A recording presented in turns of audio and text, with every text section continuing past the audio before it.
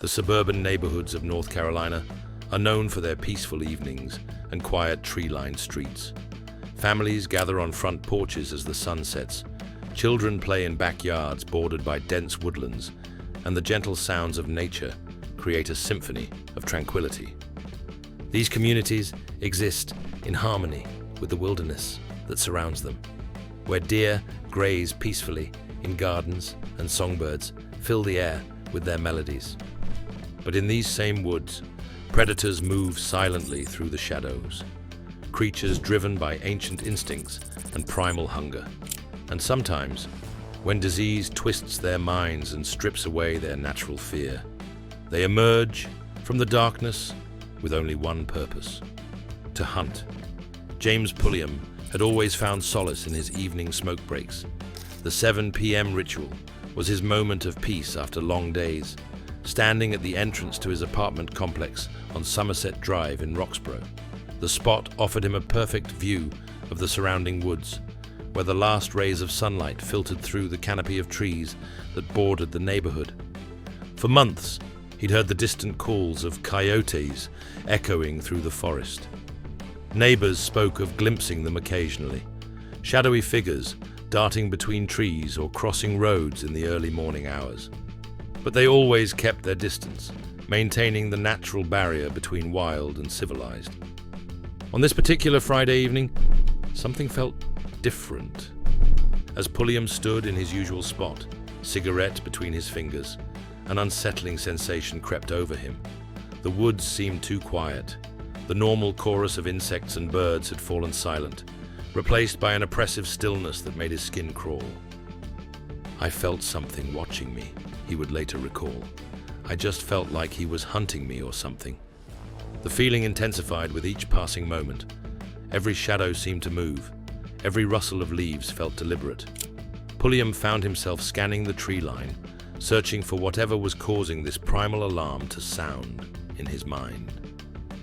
He had no idea that yellow eyes were already locked onto him from the darkness. The coyote emerged from the woods like a nightmare given form. No hesitation, no fear, just pure, rabid aggression, driving it forward with singular purpose. Pulliam's first instinct was to defend himself. He kicked at the approaching predator, hoping to scare it away like any normal wild animal. But this creature didn't retreat. Instead, it circled back, its movements erratic and unnatural. Desperation took hold as Pulliam grabbed rocks from the ground, hurling them at the advancing coyote. But with each throw, the animal grew more aggressive, more determined. When Pulliam lost his footing and crashed to the ground, he realized, with horror, that his defensive tactics had failed. The coyote seized the moment. "He jumped on me, and I caught him in the air," Pulliam remembered. "He was biting me, and so when I threw him down, and I'm trying to slide out of the way, he just kept coming." Pulliam's screams echoed through the neighborhood, but the coyote was beyond reason, beyond fear. Its jaws clamped down on his left hand, teeth tearing through flesh as saliva mixed with blood. The pain was excruciating, but Pulliam knew that if he didn't act, this creature would kill him. With adrenaline surging through his veins, he made a desperate decision. "I had to rip my left hand out of his mouth," he said. "And when I got my left hand out, I just choked him all the way till the police got there." For 10 agonizing minutes, James Pulliam held that coyote's throat in his grip. His left hand throbbed with pain from the bite wounds, blood seeping through his fingers, but he didn't dare let go. The animal thrashed and clawed, its body convulsing as it fought against the inevitable. "I was afraid, don't get me wrong," Pulliam admitted, "but it's either me or him." Even when the coyote's movements began to slow, Pulliam maintained his grip. He couldn't risk it recovering and attacking again. He couldn't risk it escaping to terrorize other residents of the neighborhood. Children played in these yards. Families walked these streets. By the time police arrived, the coyote was dead. Pulliam's hands were covered in blood, his own and the animal's. His left hand bore multiple puncture wounds, where fangs had torn through skin and muscle. But he was alive. At the hospital, X-rays revealed the extent of the damage. The coyote's teeth had come dangerously close to severing tendons and damaging bone, but it was the rabies shots that proved most painful. "They gave me rabies shots that hurt worse than the attack," Pulliam said with dark humor. The confirmation came days later. The coyote had indeed tested positive for rabies, explaining its aggressive behavior and lack of natural fear. The disease had transformed a typically cautious predator into a killing machine, driven by nothing but the virus's need to spread and destroy. Dr. Sarah Chen had seen her share of wildlife attacks during her 15 years as an emergency veterinarian in rural Montana. Bears, mountain lions, wolves.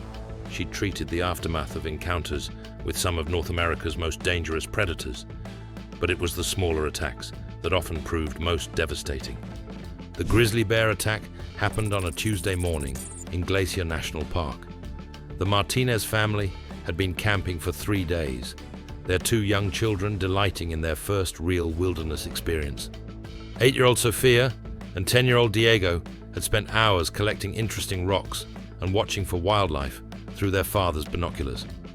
Miguel Martinez was an experienced outdoorsman who had taken every precaution.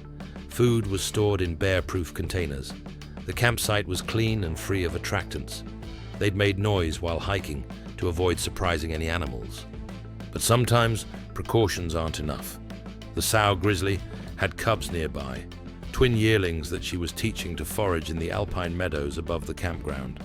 When Sophia wandered just 20 yards from the tent to pick wildflowers, she unknowingly positioned herself between the mother bear and her offspring. The attack was swift and brutal. Miguel heard his daughter scream and turned to see an 800-pound grizzly charging toward the small figure in the meadow.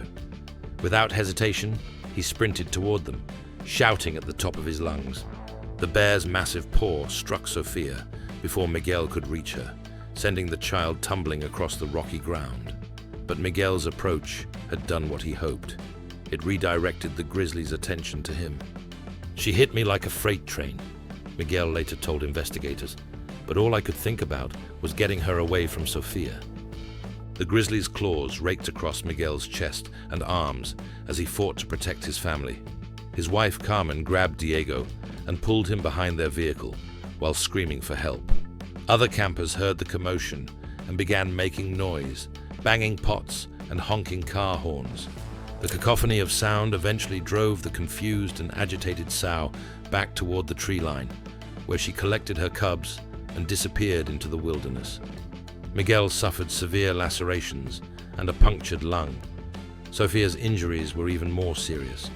Multiple broken ribs, internal bleeding, and a traumatic brain injury that would require months of rehabilitation. But they survived. The bear had been protecting her young, acting on pure maternal instinct. Once the perceived threat was neutralized, she had no interest in continuing the attack. "It wasn't personal, Doctor," Chen explained to the family later. "She was just being a mother." The wilderness of Alaska holds a beauty that few places on Earth can match. Vast expanses of untouched forest stretch beyond the horizon, while snow-capped mountains pierce the sky like ancient sentinels. It's a land where nature reigns supreme, where the food chain operates without human interference, and where predators have evolved to perfection over thousands of years. It was this pristine wilderness that drew the Kowalski family north for their dream vacation. Tom and Linda Kowalski had been planning this trip for over 2 years. Their twin 17-year-old sons, Jake and Matt, had never experienced true wilderness camping, and the family wanted to create memories that would last a lifetime. They'd invested in the best gear money could buy: expedition-grade tents, sleeping bags rated for sub-zero temperatures, and enough food for 2 weeks in the backcountry. The float plane dropped them at a remote lake 60 miles from the nearest road. For 5 days, they lived like pioneers, fishing for their dinner and sleeping under star-filled skies that stretched to infinity. The boys proved surprisingly adaptable to life without cell phones and video games, spending hours learning to read animal tracks and identify bird calls. On their 6th morning, everything changed. Tom woke before dawn to the sound of something moving outside their tent. At first, he assumed it was one of the boys making an early trip to the latrine they'd dug 50 yards from camp. But as he lay listening, the sounds didn't match human movement. Whatever was out there was big, and it was investigating their campsite. Tom quietly unzipped the tent's inner door and peered through the mesh screen. In the pre-dawn darkness, he could barely make out a massive shape moving between the trees. But when the creature turned its head, two reflective eyes caught the faint starlight. A wolf, the largest wolf Tom had ever seen. But wolves, he knew, rarely attacked humans. They were typically shy creatures that avoided contact with people. This one, however, showed no fear as it moved closer to their tent. Tom reached for the bear spray clipped to his belt, but his movement caused the tent fabric to rustle. The wolf's head snapped toward the sound, and Tom found himself staring into predatory eyes that seemed to glow with malevolent intelligence. The animal began to circle their tent. "Linda," Tom whispered urgently. "Wake up. Don't move, but wake up." His wife stirred beside him, immediately sensing the tension in his voice. In the tent next to theirs, the boys slept on, unaware of the danger prowling just feet away. The wolf completed its circle and stopped directly in front of their tent door. Through the thin nylon barrier, Tom could hear its breathing, deep, measured breaths of a predator evaluating its prey. Then it began to scratch at the tent. The sound of claws against fabric was soft at first, almost exploratory. But as the wolf realized how easily the material could be torn, the scratching became more aggressive. Tom watched in horror as small holes appeared in the tent wall, growing larger with each swipe of the animal's paws. "What do we do?" Linda whispered, her voice barely audible. Tom knew they had seconds before the wolf tore through their shelter. The bear spray had a range of only 20 feet, and in the confined space of the tent, it would affect them as much as the predator. Their only option was to make themselves appear as large and threatening as possible. "On my count," Tom whispered, "we both sit up and yell as loud as we can. Make noise, lots of noise." The wolf's claws found purchase on the tent's rainfly, and Tom could see the outline of its massive head pressing against the fabric. "Now!" Tom and Linda erupted from their sleeping bags, screaming and banging on their camping cookware. The sudden explosion of sound startled the wolf, causing it to leap backward. But instead of fleeing, the animal crouched low, ears pinned back against its head. It was preparing to attack. The commotion woke Jake and Matt, who immediately began adding their voices to the cacophony. 4 humans making as much noise as possible in the pre-dawn wilderness. For 30 seconds, that felt like hours. Predator and prey stared at each other through the torn tent fabric. The wolf's yellow eyes never wavered, calculating whether these strange creatures were worth the fight. Finally, some ancient instinct told the animal that easier prey could be found elsewhere.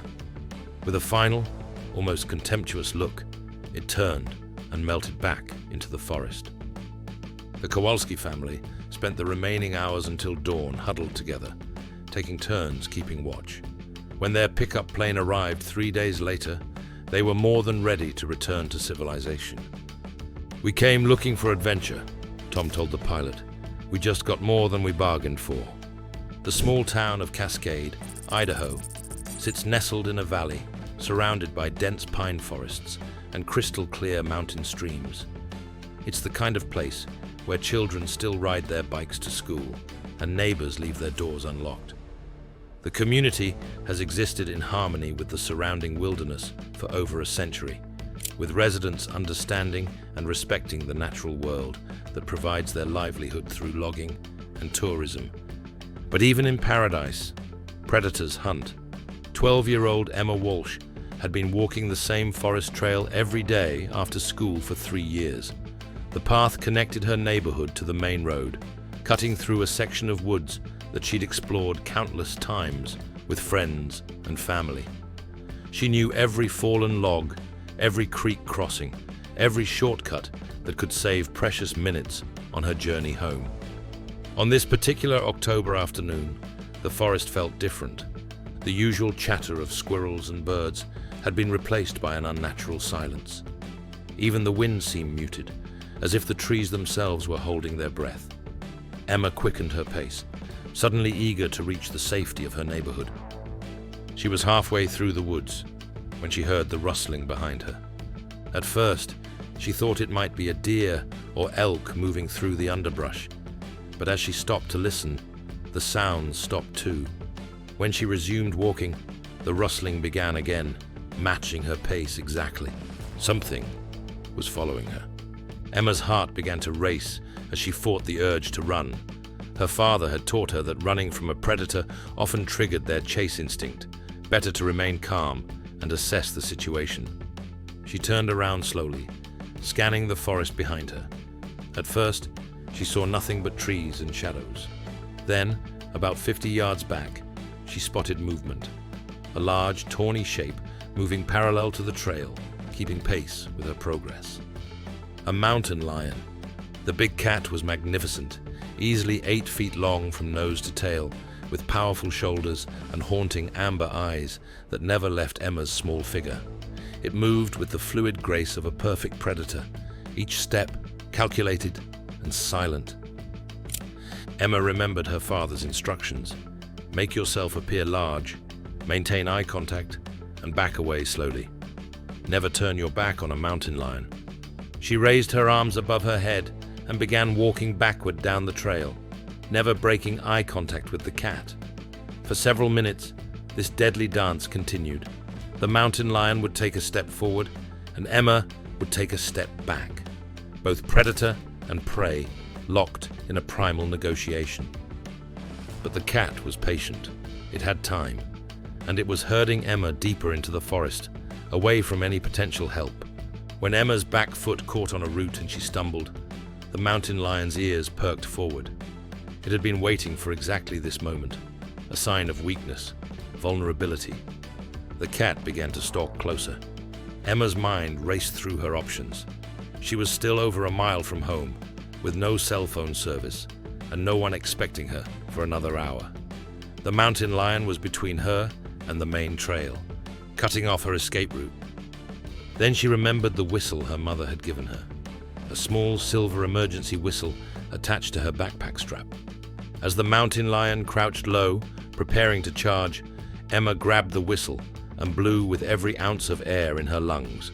The sharp, piercing sound echoed through the forest like a scream. The mountain lion froze, confused by the unnatural noise. Emma blew the whistle again and again, creating a continuous shriek that hurt her own ears. In the distance, she heard an answering shout, then another. The sound of her whistle had carried farther than she'd hoped, reaching a group of hikers on a nearby trail. The mountain lion's head turned toward the approaching voices, its predatory focus broken. With a final, almost disappointed look at Emma, the cat melted back into the forest as silently as it had appeared. Minutes later, the hikers found Emma collapsed on the trail, still clutching her whistle, tears streaming down her face. She was alive, but the encounter had stripped away her childhood innocence, replacing it with the knowledge that she lived in a world where humans were not always at the top of the food chain. The remote cabin rental seemed like the perfect escape for the Henderson family. Located in the mountains of Colorado, 30 miles from the nearest town, it offered complete isolation from the stress and noise of city life. No internet, no cell service, no distractions, just pristine wilderness and quality family time.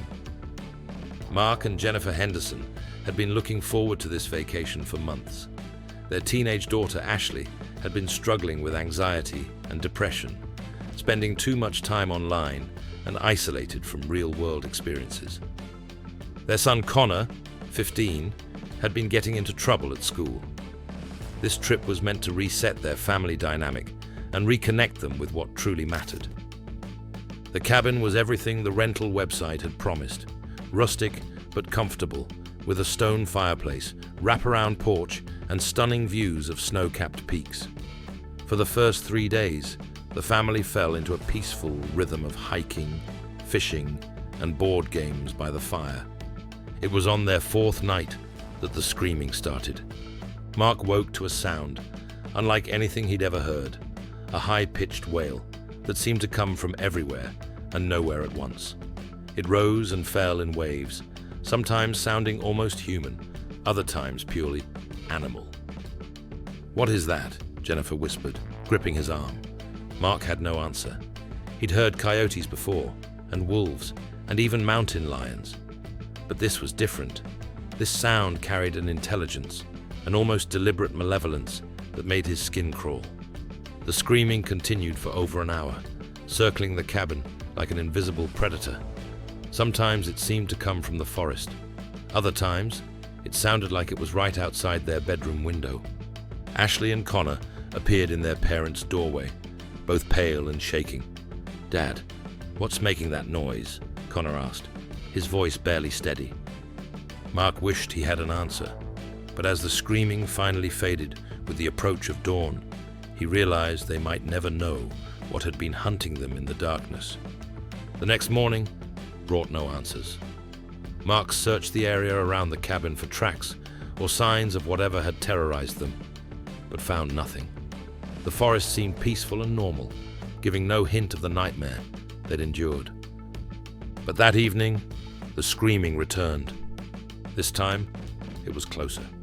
The family huddled together in the main room, Mark clutching a baseball bat, while Jennifer held a flashlight with shaking hands. The sounds seemed to come from directly above them, as if something massive was moving across the cabin's roof. "We need to leave," Jennifer said. "First thing in the morning, we're packing up and going home." Mark nodded, but privately wondered if they'd survive the night. The screaming reached a crescendo around 2 a.m., then stopped abruptly. The silence that followed was somehow worse than the noise, oppressive and threatening, as if whatever had been making those sounds was now listening, waiting. Mark dozed fitfully until dawn, jolting awake at every small sound. When sunlight finally crept through the windows, he felt like he'd aged years in a single night. They packed in record time, throwing belongings into suitcases without care for organization. All that mattered was getting away from this place, away from whatever lived in these mountains. As they loaded the car, Ashley pointed to the cabin's roof. "Dad, look!" Mark followed her gaze and felt his blood run cold. Deep gouges scarred the wooden shingles, claw marks from something with massive paws. Whatever had been up there during the night was real, and it was big enough to have torn through the roof if it had chosen to. They drove away without looking back, but the memory of those screams would haunt their dreams for years to come. The Henderson family never spoke publicly about what they'd experienced in the mountains, but they never went camping again. Some sounds, once heard, can never be forgotten. The autumn morning in Roxborough was crisp and clear, the kind of day that made residents grateful to live in such a peaceful community. Children walked to school along tree-lined streets, while parents waved from front porches. The suburban neighborhood felt safe, insulated from the dangers that plagued larger cities. But safety is often an illusion, and predators don't respect the boundaries between wild and civilized. James Pulliam's story had spread through the community like wildfire. A man who'd faced down a rabid coyote with nothing but his bare hands, who'd fought for his life and won through sheer determination and courage. The local news had picked up the story, and suddenly Pulliam found himself a reluctant hero. "People aren't going to believe it," he joked with reporters. "They're going to think I'm lying." But the evidence was undeniable. The dead coyote, the bite marks on his hand, the rabies test results that confirmed the animal's diseased state. Pulliam had survived an encounter that could have easily killed him, and his quick thinking had potentially saved other lives in the neighborhood. The incident served as a stark reminder that even in suburbia, the natural world could intrude with deadly consequences. Rabies was a disease that transformed familiar animals into killing machines, stripping away their natural fear and replacing it with aggressive madness. Wildlife experts used Pulliam's story as a teaching moment, reminding residents to be aware of their surroundings and to report any animals displaying unusual behavior. They emphasized the importance of keeping pets vaccinated and avoiding contact with wild animals, no matter how harmless they might appear. But for Pulliam, the lessons were more personal. He'd looked death in the eye and refused to blink. He'd found strength he didn't know he possessed and used it to survive when survival seemed impossible. "I was afraid. Don't get me wrong," he reflected, "but it's either me or him." Those words echoed the fundamental truth of every predator encounter. In the end, it comes down to will. The will to fight, the will to survive, the will to protect those we love. Sometimes the hunter becomes the hunted. Sometimes the prey refuses to be prey. And sometimes ordinary people discover that they're capable of extraordinary things when their lives depend on it. James Pulliam returned to his evening smoke breaks, but he never again took the peaceful suburban setting for granted. He understood now that predators could emerge from any shadow, that disease could transform the familiar into the deadly, and that survival often depended on split-second decisions made under unimaginable pressure. The woods still bordered his neighborhood, and coyotes still called out in the darkness. But now, when residents heard those wild sounds, they thought of the man who'd fought back, who'd refused to become another victim, who'd proven that sometimes the most dangerous predator is the one that underestimates its prey. In the wilderness, death comes in many forms. Sometimes it strikes with the sudden violence of claws and fangs. Other times, it stalks patiently through the forest, waiting for the perfect moment to claim its victim. But occasionally, death meets an opponent who refuses to surrender, who fights back with everything they have, who transforms from prey to predator in the space of a heartbeat. These are the stories that remind us of the thin line between civilization and chaos, between safety and savagery. They teach us that the natural world operates by rules far older and more brutal than any human law, and that survival often depends on accessing the primitive instincts that civilization has taught us to suppress. James Pulliam, Miguel Martinez, the Kowalski family, Emma Walsh, and the Hendersons each faced their own version of nature's ultimate test. Some emerged victorious through courage and quick thinking. Others survived through luck and the intervention of others. But all were forever changed by their encounters with predators that saw them not as people with hopes and dreams, but simply as prey. The wilderness doesn't care about our plans, our fears, or our families. It operates according to ancient laws written in blood and bone, where the strong survive and the weak become food. In that world, there are no second chances, no appeals to reason, no mercy for the unprepared.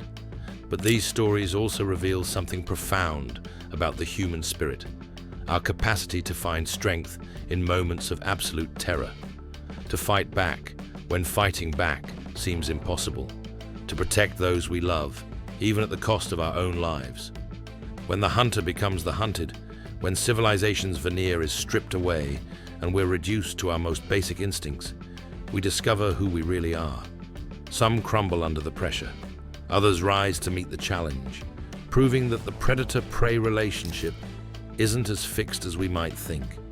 In the end, survival comes down to a simple choice: fight or die. And sometimes, against all odds, the fight is enough. For James Pulliam, Miguel Martinez, and the others who lived to tell their tales, that choice defined not just their survival, but their understanding of what it truly means to be human in a world where humans are not always the apex predator. Their encounters with death became encounters with life in its most raw and elemental form, and in surviving their terrifying final affliction, they discovered strength they never knew they possessed, courage they never knew they needed, and a profound appreciation for the fragile gift of each new day. These encounters with nature's deadliest predators reveal the terrifying truth that lurks just beyond our suburban comfort zones. In seconds, an ordinary evening can transform into a life or death struggle where only the strongest will survive. James Pulliam's bare-handed battle with a rabid coyote proves that when civilization's safety net disappears, we must rely on the primal instincts buried deep within us all. But his story is just one of countless encounters where humans have faced down nature's most ruthless killers. From the remote wilderness of Alaska to the hiking trails of Colorado, predators continue to stalk, hunt, and claim victims who venture too far from the safety of the civilized world. If these stories of survival against impossible odds have gripped you with the same terror and fascination that drives us to share them, make sure to hit that like button and subscribe for more harrowing tales of when animals attack. Each week, we bring you the most shocking encounters between humans and the predators that see us as nothing more than prey. Don't miss a single story of survival, because you never know when you might need the lessons these survivors learned during their terrifying final affliction.